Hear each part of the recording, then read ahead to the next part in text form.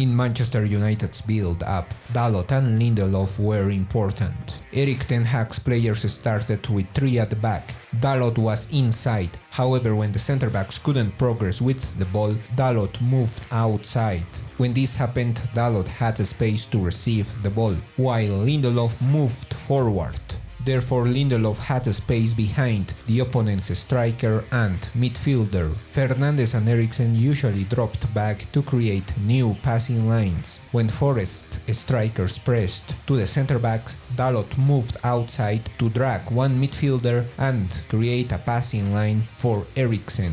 Lindelof played with De Gea and he found the passing line to Eriksen. With his first touch he played with Bruno and overcame the opponent's midfielders. Forest was defending with 5 at the back. However, the wing-back was out of position because he tried to press to the midfielders. Thanks to that, Antony had a space on the right side. Also, it helped him to have many one-to-one situations near the opponent's box. Forest tried to have individual marking in the midfield, but they couldn't cover the width of the field and left a space on the sides. Therefore, Dalot and Sancho had numerical superiority over the opponent's wing-back. So when Sancho received the ball, one centre-back had to move close to him, but this created a space between the centre-backs and usually Martial took advantage of this space. When Dalot was playing inside, Eriksen occupied the space outside.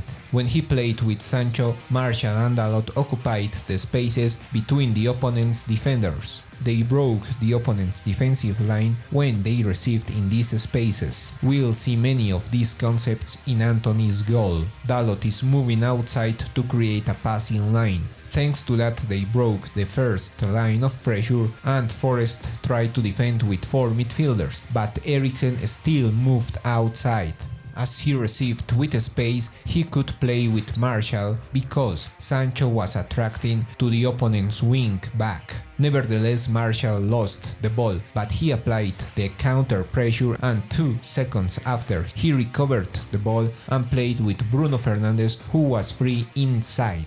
On first touch he played back with Martial, who was running to the space between the centre-backs, while Antony was running on the right with only one man over him. Martial shot and Navas saved it, but in the rebounds he couldn't save Antony's shot. Besides, it was important how Manchester United played fast with 1 or 2 touches. Bruno and Wan-Bissaka played fast, while Martial dropped back to receive the ball. Martial attracted too many opponents and freed the central channels. This happened many times because Man United switched the game to the opposite flank many times. Thanks to that, Dalot or Eriksen received with space and they made great crosses. When Eriksen dropped back, Forest tried to cover the central channels, but this freed Antony in the right side.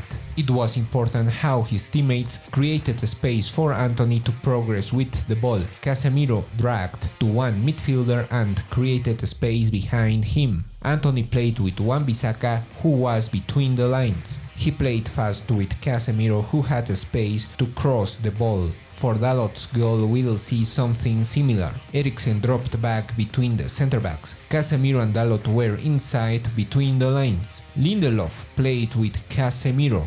He played fast with Dalot. Bruno dropped back to receive the ball, while Antony was free in the right side. Bruno Fernandes attracted to one centre-back and this created a space for Antony, who progressed with the ball to this space. Dalot was running to the box while Weghorst was making a diagonal run to drag one centre-back. Antony waited for the right time to play with Dalot, who received in the box and scored. Leave your thoughts about this game, don't forget to subscribe and thanks for watching. This video is brought to you by Mètrica Sports.